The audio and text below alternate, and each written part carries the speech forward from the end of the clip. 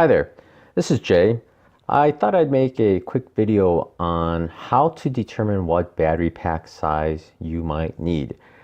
Normally I don't release third video in a week right now, and I probably should have saved this one for a scheduled release for next week or some other week, but I just wanted to get this out right away just to help answer some questions.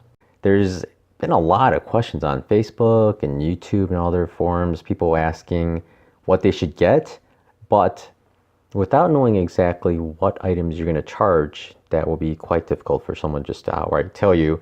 And unfortunately, there's a lot of times where people are just telling people to get an Anker 10,000 milliamp hour, but it might not be the best device for them. So I thought I'd go over how to determine based on your electronics that you will need to charge on the trail. This is really an example of how I determined it.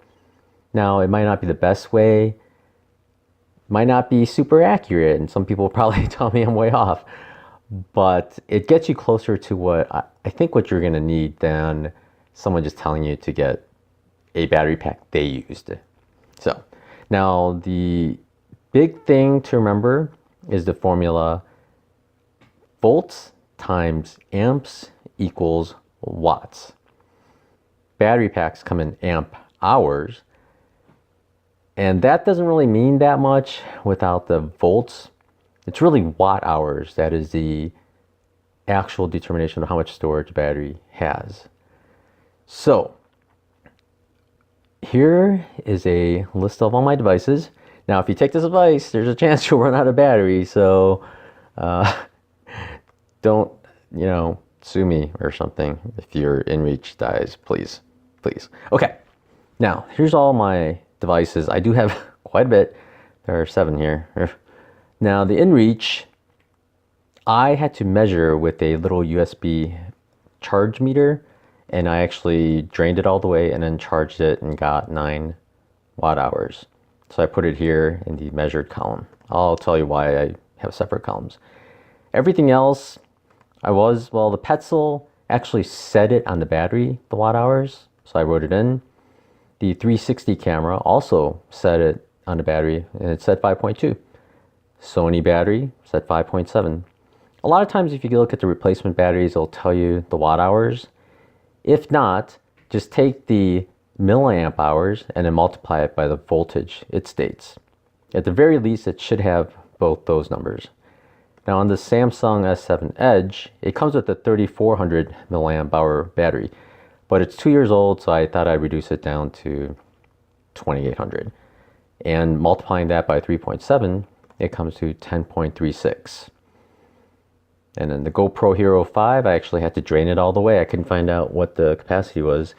So I drained it and measured it and got 4.5. And then the Fitbit 1, which is an astonishing 0.22 watt hours. And that I also measured from nothing to full. Now, skipping this charges per week column, we'll go over here. This is the total watt hours determined based off the numbers on the battery. And this is the actual measured battery that was required to charge those, or actual measured power that was required to charge those batteries. So this is actual numbers, so this is added separately. And these are really statistics numbers. When you charge from one battery to another though, you lose about 30%. So some people say 50, 30 seems to work for me. So you have to multiply that by 1.3 to get the 104. Now the total watt hours I'll need then is 104 plus 18.22, which comes to 122.558. Now that is the total watt hours you need. To determine amp hours, you divide that by volts. So you divide that by 3.7 and you will get 33, but then you multiply by 1,000. So I will, according to this, need 33 milliamp hours per week. Now, the big determiner is also charges per week. How many times do you have to charge each device? Like, I use the same phone when I went to Pictured Rocks, and I spent 6 nights out there. But I only charged my phone once because there was no cell service for 4 days, and I didn't use it for navigation at all, just pictures. And I didn't even have to charge it the last day, but I thought I would. So this could have been 1, which reduces it down to, I need an 18 milliamp hour battery. Most people are not going to have a 360 camera. Most people aren't going to have a Fitbit. Most people probably won't have a Sony and a GoPro. So we'll make the GoPro 1. So with this load, it comes to 13. Now some people don't have a Sony separate camera. And for a cell phone, they might need to charge it twice. And that comes to 13. So that's a much lower number than I have. My needs are much higher. In this instance, I will be transferring all the photos and videos to my phone, then editing it each night. So I thought I would need to charge it 5 times just from having to keep the screen on and watching all the video and editing and rendering. 360 camera, I'm gonna guess 2. I probably won't use it that much. I'll probably use it more for photos and video. So I might go with 1. The Sony RX700, 100, goes through batteries pretty quickly, so I might do 4. And we'll do the Hero Pro, we'll leave it at 1. Fitbit 1 is 1, because it lasts over a week with 1 charge. GoPro, I'll leave it at 1. Now, my total is 34 milliamp hours. That's what I'll need for a 7-day period. The inReach, I put it at 0.9 because they said it lasts 100 hours. And I intend to turn it off each night. So I hope 0.9, we can make it 1 just to ramp it up. Now, 34 is what I need. The notes down here, it's kind of silly. I have a solar panel that's 2 amps, but I measured it in direct sun at 1.6 amps. So I'm just going with 1 amp over 4 hours is how much charge I'll get per day, which might be less, might be more. And unfortunately, that's guesswork there too. And with that set of numbers, it comes to 20 watt hours a day. And assuming that would be 1 day of cloudy skies, I'll use 6 days, and that comes to 120 watt hours, which is kind of crazy. Now, 120 watt hours divided by 3.7 then is 32,432.